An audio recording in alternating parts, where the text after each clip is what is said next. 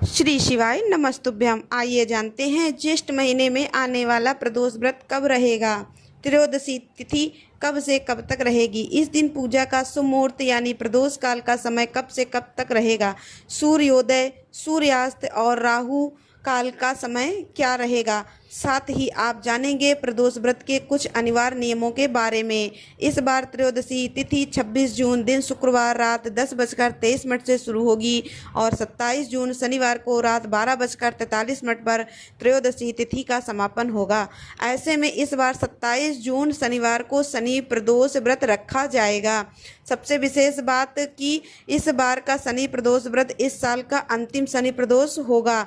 इसके बाद अगला शनि प्रदोष व्रत काल 2027 में रहेगा। इसलिए आप सभी भक्तजन जो भी शनिदेव की कृपा पाना चाहते हैं, इस शनि प्रदोष व्रत के दिन संभव हो तो व्रत रखें, नहीं तो शनिदेव का पूजन और भगवान शिव का पूजन करके शनि दोष से मुक्ति पाने और शनि देव की कृपा पाने के लिए सच्चे मन से पूजा करके कथा का श्रवण अवश्य करें। 27 जून शनिवार को ब्रह्म मुहूर्त सुबह 4:11 से 4:59 तक रहेगा।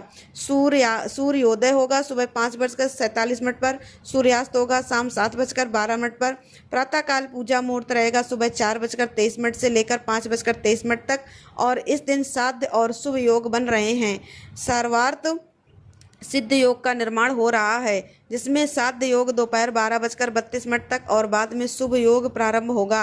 राहु काल सुबह 9 बजे से लेकर 10:30 तक रहेगा और सबसे शुभ बात इस दिन शिववास नंदी पर रहने वाला है। अगर शिववास नंदी पर रहता है तो इस योग में रुद्राभिषेक या शिवलिंग पर जल अर्पित करना विशेष फलदायी माना गया है। शनि प्रदोष व्रत के दिन प्रदोष काल का समय शाम 6:27 से लेकर शाम 7:57 तक रहेगा।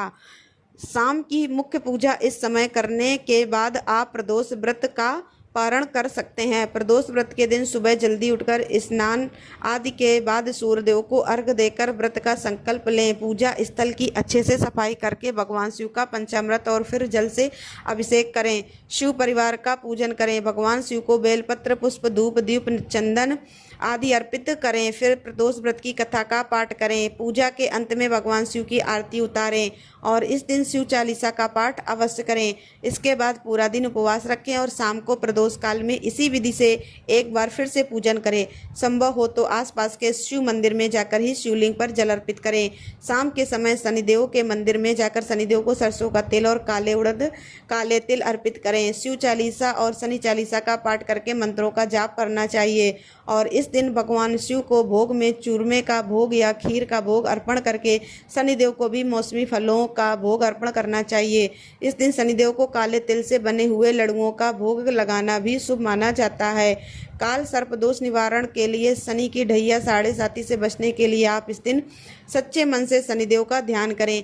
शनिदेव से प्रार्थना करें कि वे आपके जीवन में जो भी समस्याएं चल रही हैं, जो भी परेशानियां हैं, उन सभी को दूर करें। फिर प्रसाद को सभी लोगों में बांटें और स्वयं भी प्रसाद ग्रहण करके उपवास खोलें। किसी भी प्रदोष व्रत में नमक का सेवन करने से बचना चाहिए, लेकिन जिन लोगों के साथ में स्वास्थ्य संबंधी परेशानियां हैं और नमक का सेवन जरूरी है, वे सेंधा नमक से बना हुआ फलाहारी व्यंजन केवल एक समय ही कर सकते हैं। यह थी आज की वीडियो। उम्मीद है जानकारी आपको पसंद आई होगी। अगर अच्छी लगी हो तो वीडियो को लाइक और चैनल को सब्सक्राइब अवश्य करिएगा। भोलेनाथ की जय। बाबा भोलेनाथ की कृपा आप पर सदा बनी रहे। जय जय श्री राम।